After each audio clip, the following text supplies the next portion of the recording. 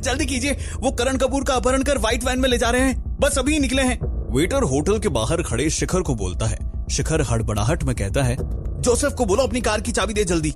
Waiter पलटकर बोलता है, सर ये रे मेरी स्कूटी की चाबी, कहीं वो भाग न जाए। और तुरंत अपनी जेब से चाबी निकालकर शिखर के हाथ में थमा देता है। शिखर अपना फोन खोलता है।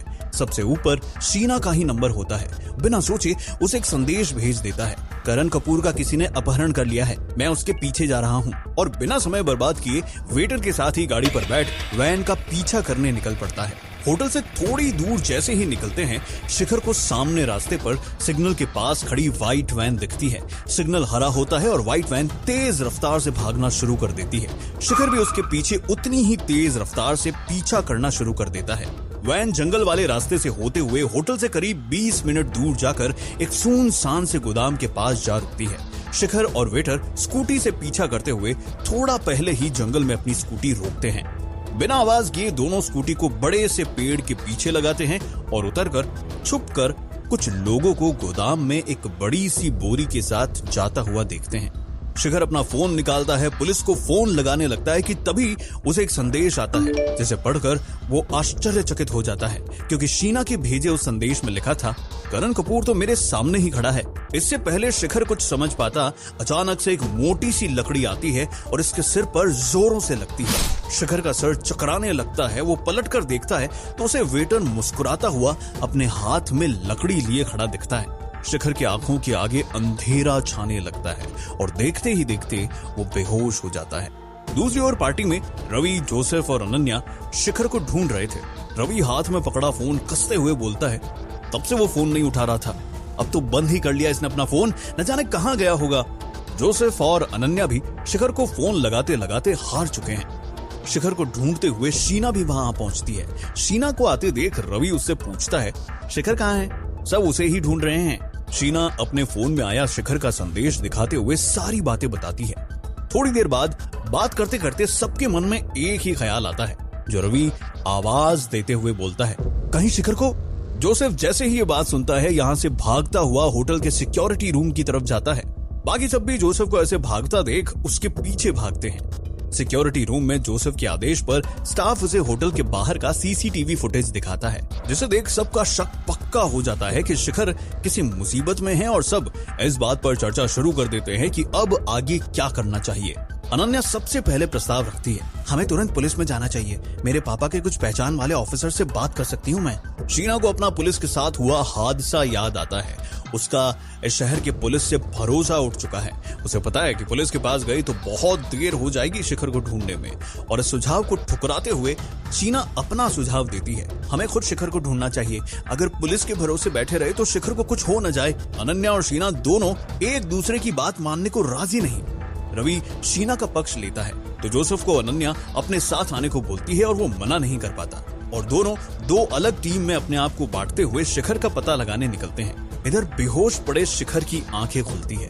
वो अपने हाथ पांव हिलाने की कोशिश कर ही रहा होता है कि उसे महसूस होता है कि उसके हाथ पांव किसी ने रस्सियों से कसकर बांध रखे हैं। शिखर अपने चारों तरफ देखता है और अपने आप को एक बंद अंधेरे कमरे में अकेला पाता है। कमरे के बाहर से कुछ गुंडों के हंसने की आवाजें आ रही थी। शिखर को तुरंत समझ आ जाता है कि क्या चल रहा है। कमरे के बाहर से कुछ बात करने की धीमी आवाजें आती हैं। अब तक फैसला नहीं हुआ इसका? एक गुंडा पूछता है। बॉस आते ही होंगे, उनके आते ही हो जाएगा, दूसरे ने जवाब दिया। ये सुनकर शिखर सोच में पड़ जाता है कि आखिर कौन है ये बॉस और क्या फैसला करना चाहते हैं ये मेरे साथ। मुझे जल्द से जल्द यहाँ से निकलना होगा। शिखर को पास ही में पड़ी जमीन पर एक वाइन की बोतल को देखकर ख्याल आता है और वो बड़ी मुश्किल से वहीं पड़ी एक दरी में उस वाइन की बोतल को लपेटते हुए बिना आवाज किए उसे तोड़ देता है। दो पल शांत होकर इंतजार करता है कि कहीं बोतल टूटने की आवाज इन तक तो नहीं पहुंची, और जब उसे कोई प्रतिक्रिया नहीं सुनाई देती, वो अपनी कोशिश जारी रखते हुए एक वाइन बोतल के टूटे कांच के टुकड़ों में से एक उठाता है और अपनी रस्सी काटना शुरू कर देता है। थोड़ी देर में अपने हाथ और पांव की रस्सियां काटकर शिखर आजाद हो जाता है। आजाद तो हो गया, मगर भागे तो भागे कैसे, यही सोचते हुए शिखर अपना दिमाग दौड़ा रहा था। एक रास्ता तो उसके सामने नजर आ रहा था। बड़ी सी खिड़की जिसे खोलकर वो भाग सकता था, मगर ये रास्ता किसी काम का नहीं था।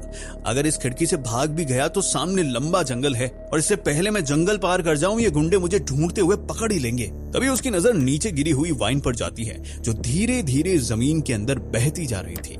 शिखर जैसे ही अच्छे से झुककर देखता है उसे यहाँ से बच निकलने का रास्ता मिलता है। बगल वाले कमरे में बैठे गुंडे थोड़ी देर बाद शिखर का हाल जानने कमरे की ओर बढ़ते हैं और जैसे ही कमरे का दरवाजा खोलते हैं चौंक जाते हैं। जिस कमरे में उन्होंने शिखर को बंद कर रखा था वो कमरा अब खाली था और उसकी वो बड़ी सी खिड़की खुली हुई थी।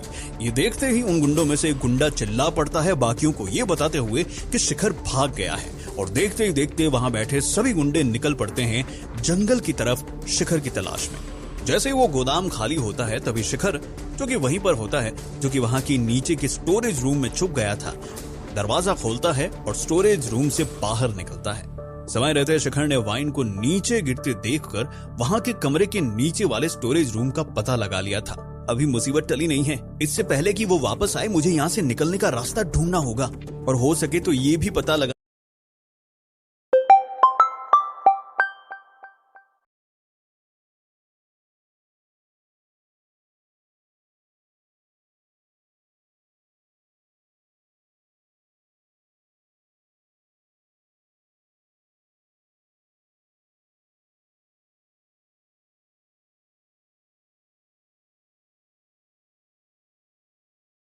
हाथ है और शिखर उस गोदाम की पड़ताल में लग जाता है। वहीं डेस्क और उसके कूड़ेदान में सुराग ढूंढने लगता है। तभी उसके हाथ एक कार्ड लिखता है जिस पर लिखा नाम देखकर उसकी आंखें बड़ी हो जाती है। उसी वक्त उसके पीछे से एक पिस्तौल आकर उसकी कनपट्टी पर लगती है। शिखर पीछे मुड़ता है और कार्ड पर लिखा नाम सामने वाले को देखते हुए पढ़ता है, मिस्टर ओबेरॉय। कुछ ही समय में शिखर फिर से रस्सियों से बंधा हुआ कुर्सी पर बैठा था और कुछ गुंडों के साथ उसके सामने पिस्तौल ताने खड़े थे। मिस्टर ओबेरॉय, इस दुनिया में मुझे सबसे प्यारा है मेरा अपना घमंड और इज्जत, और तूने दोनों को ही मुझसे छीनने की कोशिश की। ऐसे कैसे जाने देता इस बात को? मिस्टर ओबेरॉय दहाड़ते हुए बोलते हैं। शिखर के पास कोई जवाब नहीं था।